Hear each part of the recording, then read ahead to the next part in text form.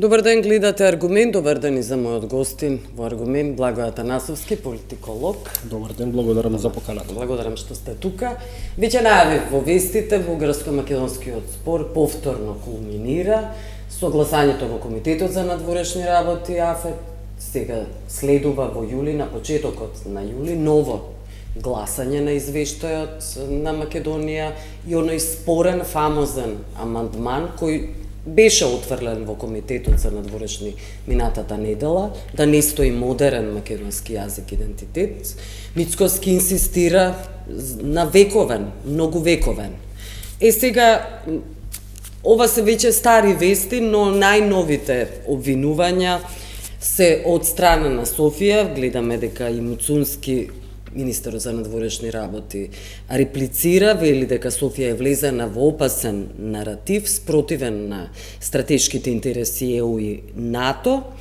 И освен тоа, Желјасков, кој се пожали на говор на омраза, веројатно говорот на омраза го објаснуваат, толкуваат бугарите кога станува збор за македонскиот идентитет и јазик, заради тоа што баш и не е јасно. Вели Муцунски дека никој од официјалните државни представници никаде не изјавиле или кажале говор на омраза кон Бугарија, дека е срамота во 21. век сосед, членка на ЕУ, да ја користи позицијата како алатка за редефинирање на македонскиот идентитет. Добро, ова е денешна изјава, најновата на Муцунски, можеме со тоа и да почнеме. Добро, мене ме плаши, ме загрижува што повторно на пиедесталот во, условно кажано, меѓудржавните или меѓунационалните односи помеѓу Македонија и Бугарија, повторно испливуваат тие реторики на државните раководства, секој гледајќи од своја диоптрија на нештата, постојано со обвинувања кон спротивната страна дека ете создава лоши меѓусоседски односи. Бугарите постојано велат дека ние како држава не ги почитуваме или исполнуваме одредбите преземени од така наречениот француски предлог кој потоа беше изгласан од бугарското и македонското собрание. Еве, министерот за надворешни работи Тимчо Муцунски упатува, да речам, во најмала рака не толку дипломатска порака кон Бугарија. Де факто, според мене, одиме и се движиме во една насока која дополнително ќе ги проблематизира и усложни и онака тешките и веќе многу влошени односи помеѓу Македонија и Бугарија во изминативе 5 или 6 години од официјализирањето на ветото на официјална Софија некаде 2020 година. И мислам дека ние како држави две да треба да работиме на надминување, условно кажано, на овие проблеми кои постојат меѓу двете држави, за Македонија да го продолжи својот евроинтегративен пат. Ние одиме во насока на и онака многу лошите, дополнително да ги влошиме односите без исход или без излез, како ние од оваа ситуација би направиле, да речем, позитивен исчекор. Ме плаши дека се движиме по острицата на, како да кажам, дипломатската бездна, каде што до тој степен ќе се влошат односите меѓу двете држави, да и така наречениот француски предлог веќе нема да биде, условно кажано на сила или ставен како решение кое може да ги задоволи подеднакво или еднакво да бидат незадоволни двете страни, бидејќи многу пати во македонската јавност се создаваше теза и, да кажам, амбиент и наратив дека францускиот предлог е катастрофално решение за Македонија и македонските национални и државни интереси, дека Софија е премногу радосна. Напротив, во Бугарија тоа многу пати сум го велел во вашето студио и во другите телевизиски студија, дека во Бугарија има огромен број на политички партии, официјални политичари, па би рекол дека мноштвото од представените парламентарни партии во Бугарското народно собрание беа против францускиот предлог. Единствено политичката партија Продолжуваме со промените на поранешниот премиер Кирил Петков, во чиј мандат се изгласа францускиот предлог, беше таа да го прифати францускиот предлог. Сакам да кажам дека и тој француски предлог, кој ние сметаме дека е ужасен и катастрофален по македонските национални и државни интереси, исто така создава огромно незадоволство во Бугарија, доколку ние, условно кажано, со ладни смирени глави, говорам политичарите и политичките и државни раководства од двете страни на границата, не седнат, да се обидат да ги смират страстите и да поставиме еден нормален вид на комуникација. Ако министерот за надворешни работи дава таква изјава, очекувано е дека министерот за надворешни работи на Бугарија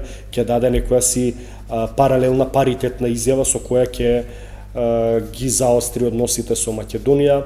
Исто така ќе гледаме изјави од бугарскиот претседател, кој многу добро знаеме какви изјави давал и каков тон нималку дипломатски во изминативе 5 години што се однесува во однос на спорот меѓу Македонија и Бугарија. Росен Желјасков е само 6 месеци премиер на Бугарија, но јас не очекувам нешто спектакуларно, бидејќи доаѓа од политичката партија ГЕРБ на поранешниот премиер Бојко Борисов, кој се уште е претседател на таа политичка партија, да не кажам, тој е вистинскиот или реален премиер на Бугарија се уште покрај тоа што номинален формално правно е Росен Желјасков. Од таа гледна точка, констелацијата на односите во Бугарија воопшто не е смената од пред 5 години. Ние не може да очекуваме дека Бугарија, како со магично стапче за 180 степени, може да ја смени својата дипломатија, надворешна политика или реторика кон македонските евроинтеграции. Напротив, мислам дека со оваа политика од двете страни на границата ние може да се доведеме до една ситуација на тотално замрзнат спор, каде што или воопшто нема да комуницираме како политички елити, да одбиваат бугарите веќе да се среќаваат со нашите државни представници, или да даваат изјави кои во најмала рака нема воопшто да бидат дипломатски или ќе одат на предизвикување на хистеризација во двете општества, но тоа апсолутно не го решава проблемот кој ние го имаме.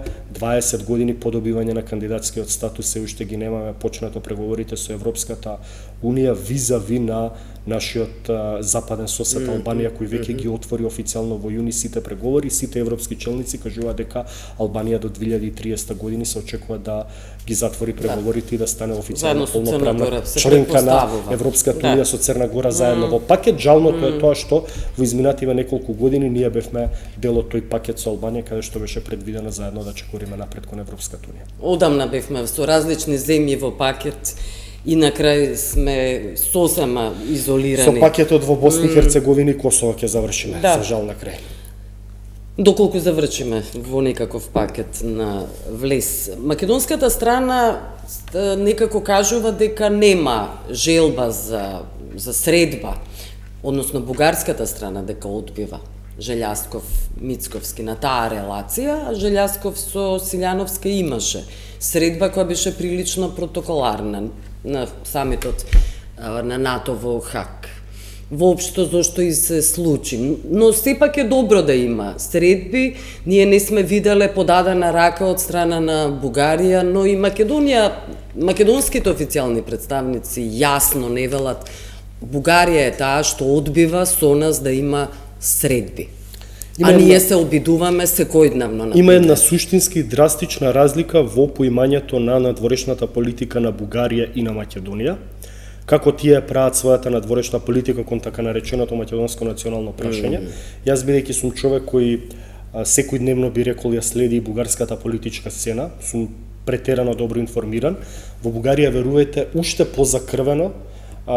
позакрвен е политичкиот амбиент и политичката сцена и во внатре во самото Бугарско народно собрание, да не речам има физички инцидент пред неколку седмици, не дека тоа кај во Македонското собрание го немало, се случи 27 април и 24 декември, но сакам да кажам дека бугарите од сите различни идеолошки партии, од крајно радикално десната Возраждане до партијата најпроевропска на Кирил Петков, продолжуваме со промените, БСП, Има таков народ и ГЕРБ. Сите тие едноставно што се вели политички очите си ги вадат внатре во бугарското собрание на бугарската политичка сцена, но кога станува збор за усогласување на ставот во однос на Македонија и како тие го поимаат тоа да го представат во Европската Унија и низ коридорите во Брисел, имаат унисоно согласен став, за разлика од нашата политичка елита во изминативе 35 години, каде што ниедна политичка влада не сме виделе усогласен став заедно со сите представени политички парламентарни партии во собранието. Така беше и СДСМ кога беше на власт во изминативе 35 години, така и ВМРО ДПМН. Тоа за мене е многу лошо, да не речам тоа е доказ зошто ние сме таква држава каква што сме и дали ние се поставува прашањето, имаме државотворност во нашите политички елити, кога гледаме постојано обвинување од левицата кон десницата и обратно, односно од политичките центри на моќ и од политичките лидери на политичките партии во однос на надворешно политичките приоритети и спорови на Македонија со самата Европска унија. Тука ќе го споменам примерот и морам да го споменам на претседателката на ЛДП Моника Зајкова, која воедно и претседател на либералите за Југоисточна Европа, која постојано вели и сака да наметне наратив во јавноста дека мора Македонија да усогласи и изгради унисон став помеѓу сите политички чинители.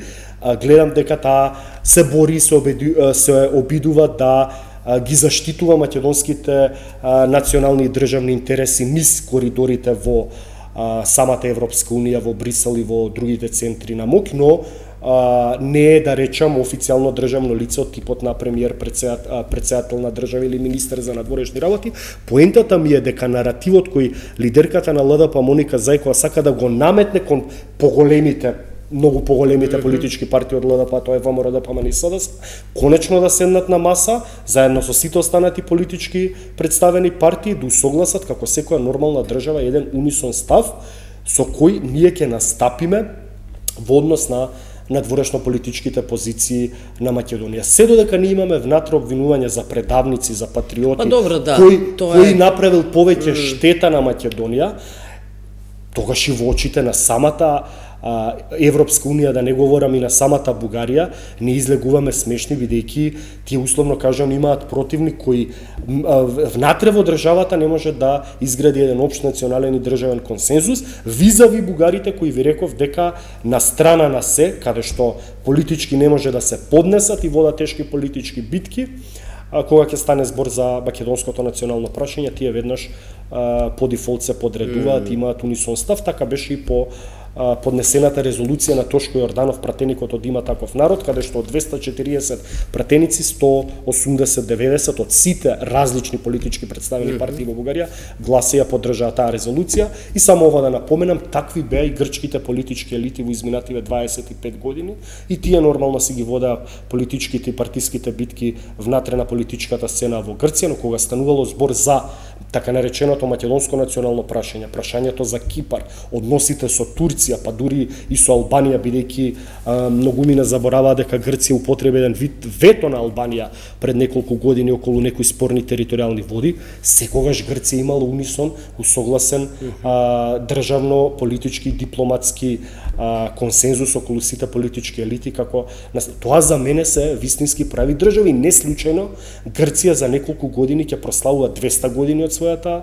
државност, од независноста на државата. Бугарија ќе прославува 150 години, ние за жал сме држава која постои на политичката мапа од 33 години. Значи државите кои имаат дипломатија, какви и да се, јас не фалам Бугари или Грци, тие се корумпирани, тие се балкански, тие имаат проблеми кои се слични многу на нас. Но во однос на креирањето на надворешната политика и како тоа бугарска надворешна политика изгледа визави македонската, грчката да не ја говорам, грчката дипломатска мрежа и грчката дипломатија е добро позната во светот, како и влијателна, за тоа говорам, прилично моќна и влијателна, и колку што тоа тежи грчка дипломатија низ светот.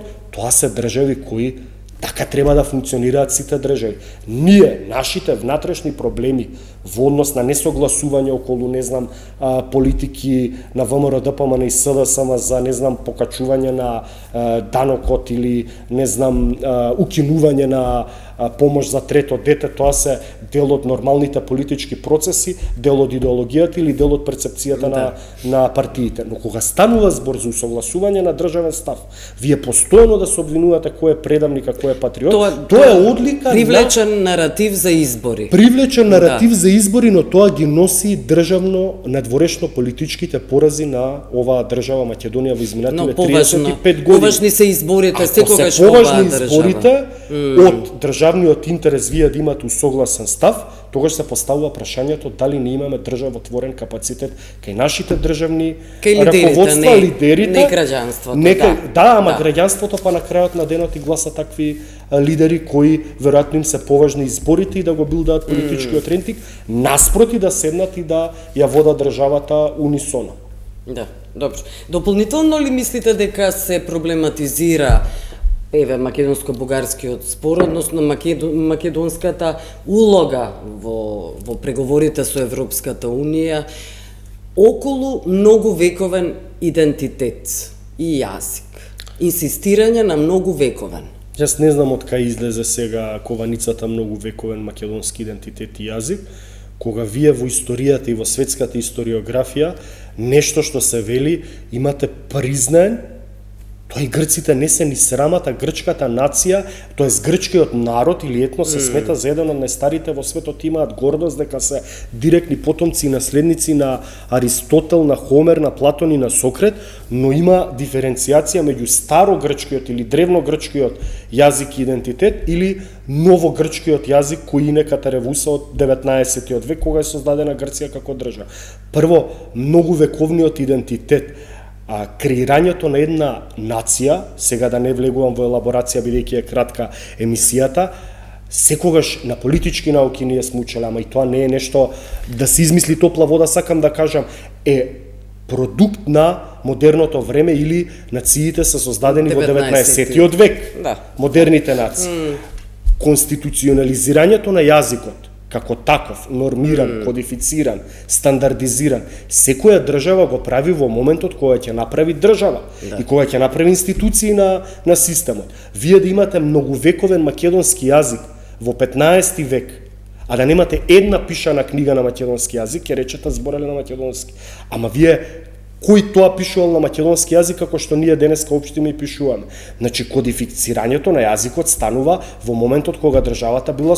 Бугарскиот јазик се кодифицирал со Трновскиот устав од 1878 година, кога Бугарија станала држава и се појавила на политичката мак. Македонскиот јазик се кодифицирал и нормирал во 1944 и 5 година, кога Македонија станала конститутивна република во СФР Југославија. Грчкиот модерен јазик, и они немаат проблем со терминот модерен јазик, е конституиран во 1830 година, кога Грција станала кралство и била призната на политичката мапа. Ако ние инсистираме на многувековен идентитет и јазик, тогаш треба да образложиме таа формулација.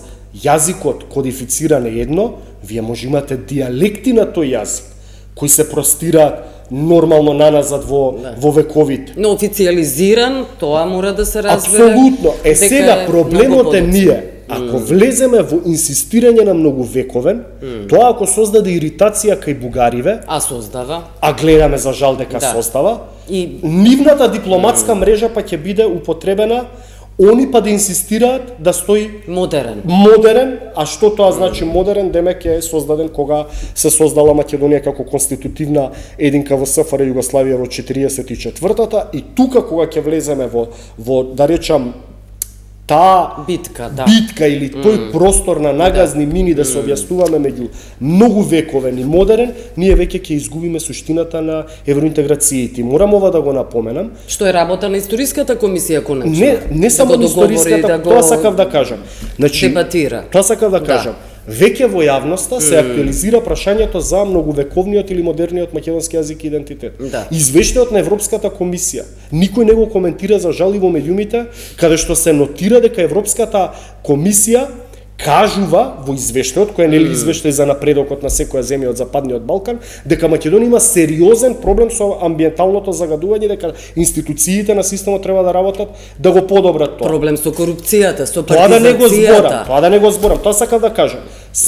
Децениските проблеми кои се провлекуваат, партизација, корупција, несредено судско обвинителски правосуден систем, владење на правото, тоа се провлекува низ годините и децениите, но најтрагично е што самата Европска комисија возби го таргетира проблемот со амбиенталното загадување, бидејќи македонските градови во изминативе неколку години па и деценија се на топ листите на најзагадените градови. Значи ние еден ден да поверуваме дека ќе ги отвориме поглавијата со Европската унија, ние ќе имаме проблем доколку и понатаму Скопје, Тетово, Кавадарци, Струмици и останатите градови бидат на листата на најзагадени градови, и ние можеби ќе добиеме вето од некоја држава од Европската унија и ќе речат ние не сакаме Бангладеш или Пакистан да стане членка во Европската унија со вакви загадени градови. Место ние тоа да го коментираме во извештајот и дали нам не ни е срам како држава во извештајот на Европската унија или Европската комисија да стои дека имаме проблем со амбиенталното загадување, ние како намерно да сакаме да влеземе во овие работи за едноставно да се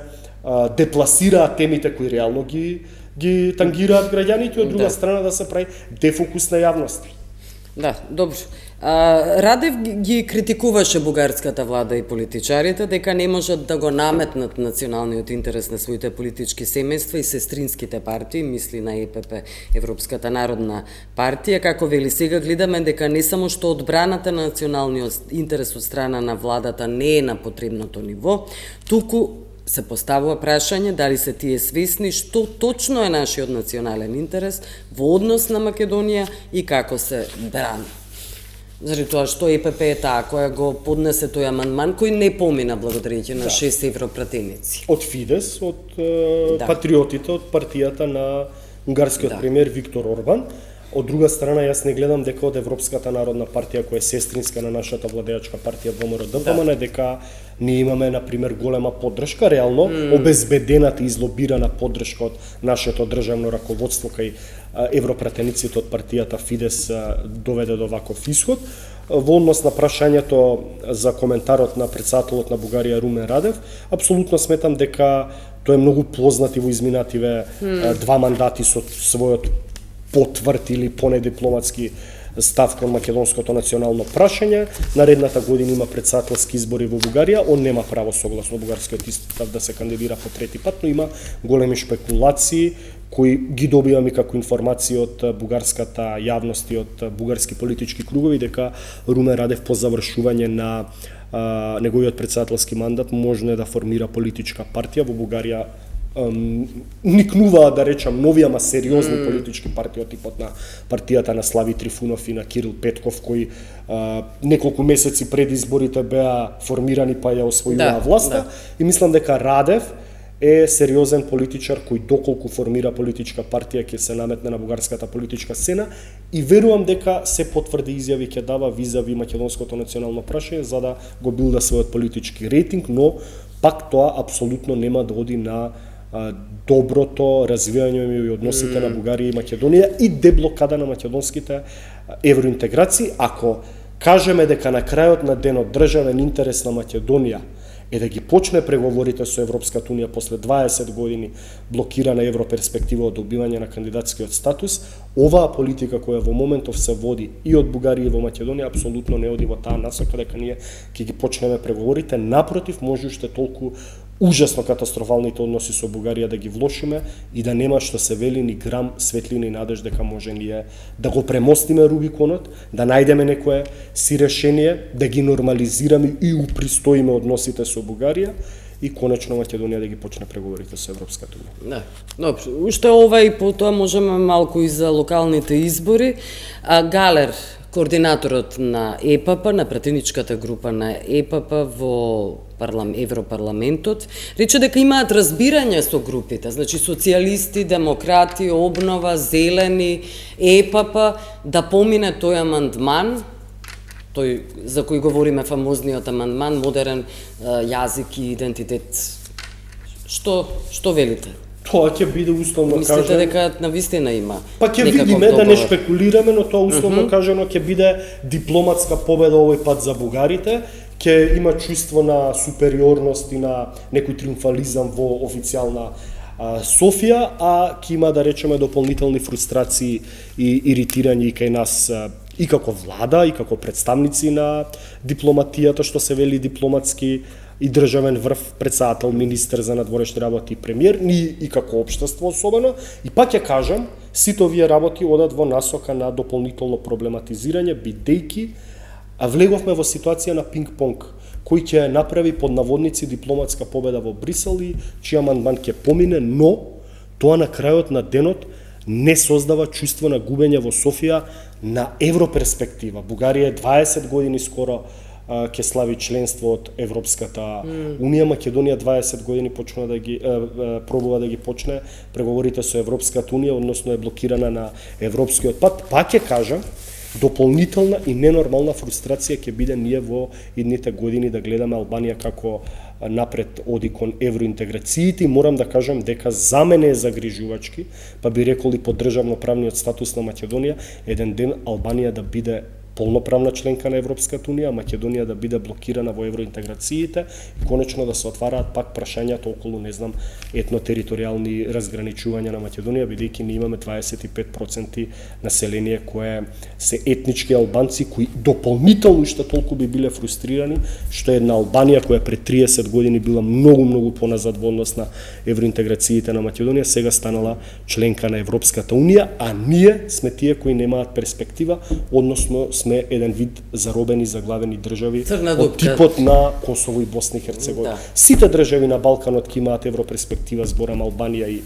и Црна Гора, другите се веќе интегрирани, Македонија ќе биде во групата на Косово и Босна и Херцеговина.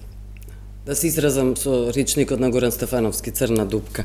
Добро, кога говориме за Македонија... Јас ја велам последната дупка на Балканот, Молдавија на Балканот. Да. Околу локалните избори, имате ли објаснување зошто непознаница останува Скопје, битката за Скопје? Најголемите политички партии, мислам на СДСМ и ВМРО-ДПМН, тактизираат. Се чини дека СДСМ ги чека ВМРО-ДПМН, а ВМРО-ДПМН веќе се кристализираат можните кандидати, нели Перински, Орце, Георгиевски и Коце Трајановски е исто така во игра. Тоа сакав да кажам, веројатно во ВМРО-ДПМН ситуацијата околу тие двајца најшпекулирани кандидати, градоначалникот на Кисела Вода Орце Георгиевски, Златко Перински, министерот за локална самоуправа, веројатно има испитување на анкетите на јавното мислење. СДСМ е во таков партиски политички нокдаун после изборите на 8 мај, да мислам дека прашање дали ќе најдат и некој кандидат кој би прифатил да биде кандидат. Воопшто би прифатил? Не, би прифатил, ама да смета дека во ова партиски политичка констелација може да стане градоначалник. Да смета дека не Скопје, па сега се само од позиција на ба не само мали, не сакам да бидам погрешно сватен или вулгарно да се изразам, од позиција на власт да сама ги изгуби изборите во Скопје, да помисла дека ќе може да ги добијат во позиција кога ВМРО-ДПМН има апсолутната власт. Исто така е симптоматично во однос на Струмица, зашто не е кандидиран градоначалникот актуелен од редовите на СДСМ, бидејќи, еве вака ќе ви кажам, СДСМ како политичка партија, премиерот вели постојано СДСМ, пред неколку седмици изјави премиерот дека СДСМ ќе биде конкурентна во на еден, да речем, прилично политички арогантен начин сакаше да се наметне, дека СДСМ ќе биде конкурентна во 2 до 3 општини, дали ќе освои толку. Последната изјава му е СДСМ дека воопшто нема да изјави, имаше дека ќе освои нула градоначалници. Тоа сакам да кажам, ако ја погледнеме реално политичката констелација, СДСМ има 2 сериозни општини во кои треба да ја води битката за честа на СДСМ. Тоа се општините Центар и општините Струмица. Во Центар го актуализираше градоначалникот Горан Герасимовски СДСМ за повторен мандат и мислам дека е во ред што го актуализираше уште од сега, бидејќи реално да збориме, господинот Горан Герасимовски досега немал некој корупцијски скандал, нема некое незадоволство околу неговото водење со центарската општина под редовите на СДСМ, бидејќи само таа е од скопските општини. Од друга страна, еве има информации дека во самиот совет има соработка меѓу сите советнички групи, дека нема она што се вели на политички нож да бидат советничката група на СДСМ, ВМРО-ДПМН, Левица па и Шанса за Центар, односно ги водат заеднички политиките. Велам дека со пласманот на Горан Герасимовски, добрата приказна и големите шанси Горан Герасимовски да стане повторен градоначалник. Велите дека има големи шанси? Па, да се надеваме дека СДСМ може преку Горан Герасимовски, што се вели, да ја одбрани честа на СДСМ во Скопје, односно цело Скопје, ВМРО-вски град, повторно да не се пее со преостаната една општина, како што и сега, таа општина Центар. Дали ќе победи или не ќе видиме, тоа граѓаните на општина Центар на локалните избори ќе си го кажат. Сакам да кажам, наративот кој СДСМ требаше да го гради е тоа најбитните општини кои сега ги владе, тоа се општина Центар и општина Струмица, да треба да мисла дека тие ќе бидат бастиони на како да кажам, нецелосното пропаѓање на СДСМ на овие избори, и затоа ми е чудно што се уште се калкулира со името на Костадин Костадинов во општина Струмица.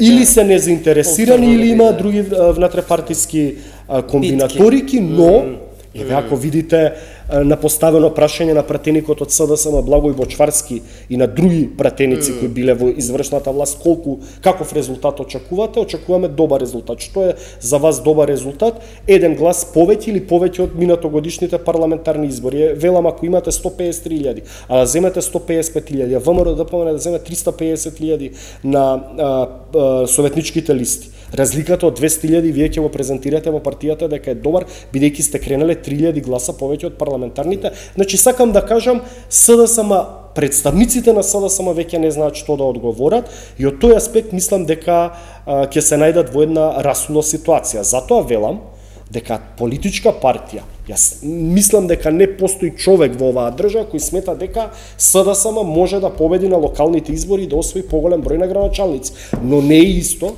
да доживее пораз со 0 градоначалници, со 5, 10, 15, и не е исто кои општини, да не бидам сватен погрешно од граѓаните. Јас ги ценам и секогаш сум ги почитувал сите граѓани на Македонија без разлика на партиска, етничка, религиозна припадност, но во политичката битка не е исто вие да ги имате, да речеме, освоено општина Лозово или не знам Чашка, или да не ги редам другите општини да се направат. Зборам конјунктурно, нели? Во центар е концентрирана политичката моќ пред се. Затоа велат град Скопје круната на освојување во градот Скопје кој ќе стане градоначалник е круната на освојување на локалните избори. Затоа велам дека општина Центар во однос на скопските општини, општина Струмица требаше да бидат проектираните, да речам, општини со кои СДСМ ќе спаси чести. Затоа велам дека е добро што го кандидира повторно градоначалникот на општина Центар Горан Герасимовски, да знае, бидејќи градоначалникот на Струмица се уште не знае дали ќе биде кандидиран и не може да почне, да речем, кампања психолошки да се ослободи.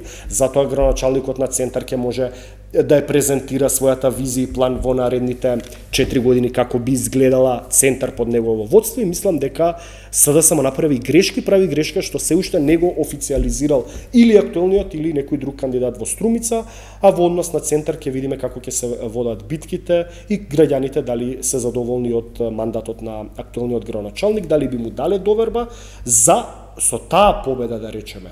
Ајде шпекулативно хипотеза да поставиме, СДСМ може да ја добие општина Центар и да ги изгуби сите што се вели скопски општини, како што е слично нешто сега, или како што било во 2013 година, но останувајќи во општина Центар во 2013 и во 2025, тоа ќе биде еден вид остров на СДСМ и неговата чест и достоинство, барем во Скопје, бидејќи СДСМ важела за таа, не знам, градска партија, скопска партија, и сега како вие ќе градите наратив таа политичка партија после овие локални избори, ако доживее катастрофален пораз, ако вие изгубите и општина Центар или општина Струмица која е 20 години бастион, и мислам дека тука се некои грешки на СДСМ, но не гледам, па јас и некоја си волја или не знам кај лидерот на СДСМ да влезе поревносно во презентирање на кандидатите.